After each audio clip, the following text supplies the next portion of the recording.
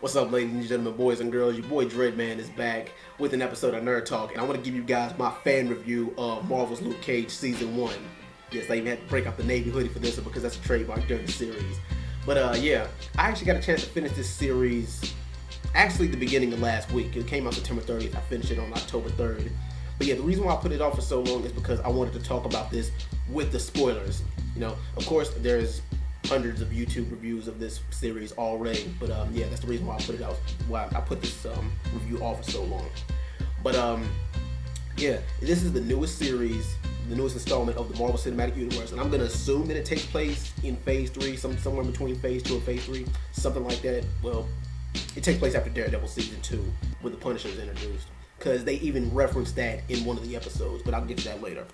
But yeah, I'm gonna assume it takes place in Phase 3, but anyway, I'm going to give you guys, of course, what I liked about it and what I didn't like about it. But I'm going to go with what my little gripes, complaints, and nitpicks, are first. Everybody's looking at me like I'm crazy. They're like, how could you not like this series? Don't worry, guys. Everything that I didn't like about this is a very short list, so don't even worry about it. One of the only things I didn't like was the pacing of some of the episodes. Like, it'll start off quick, and then, it'll slow down from 20 to 30 minutes into the episode. Because most episodes last about anywhere from 45 to 50 minutes. 45 to 55 minutes. I think the longest episode is 55 minutes. But yeah, the pacing of some of the episodes, if you have a short attention span, or if you just like action out of the gate, then it'll kind of lose your attention.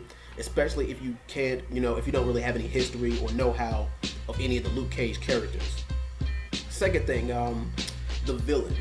Well, there's more than one villain. You have Shades, which is one of the minor villains. You have Cottonmouth, who's the main villain in the first part of the series, and you have Downback, who's the main villain in the second part of the series.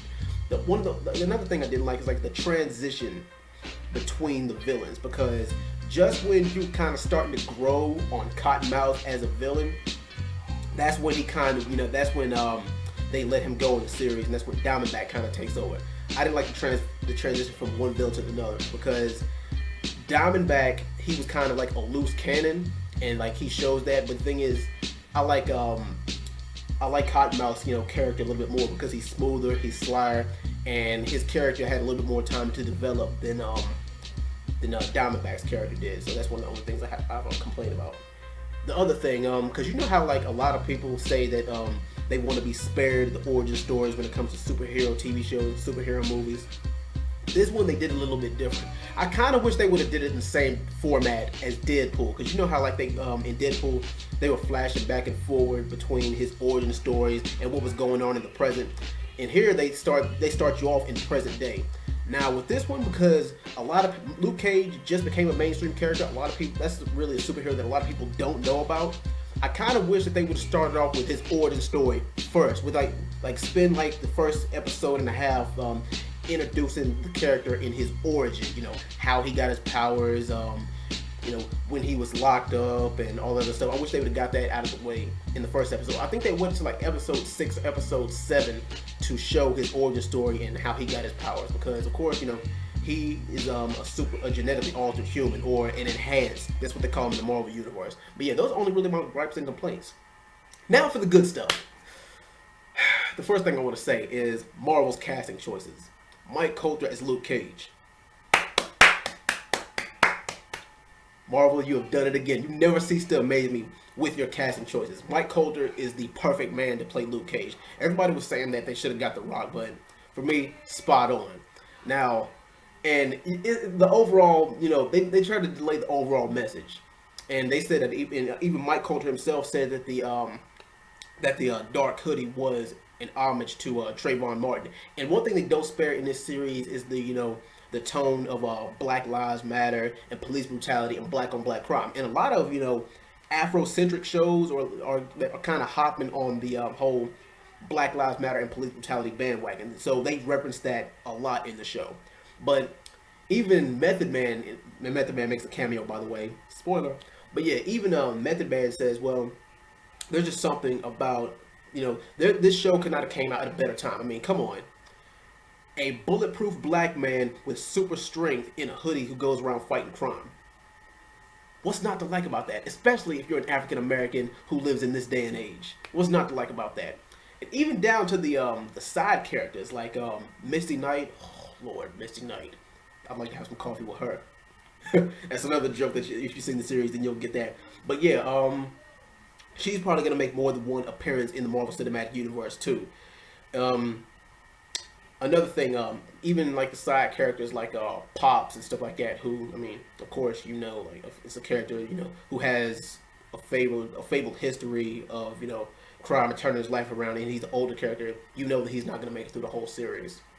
But yeah, he didn't make it through the series, of course. But another thing that I wanted to touch on right quick is the environment, the setting. I mean, of course, you can see like in the Avengers movies, you can see all these big, bright settings and these huge buildings and stuff like that. But I mean, I like the tone that they take with this because like they try to keep it PG and PG-13 for the movies and for the cinematic, for cinematic purposes.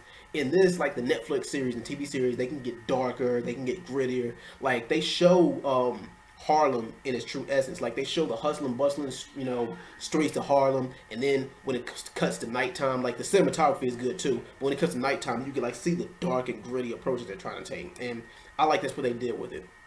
Another thing, the soundtrack. The soundtrack for Luke Cage is amazing, especially if you're a hip hop head.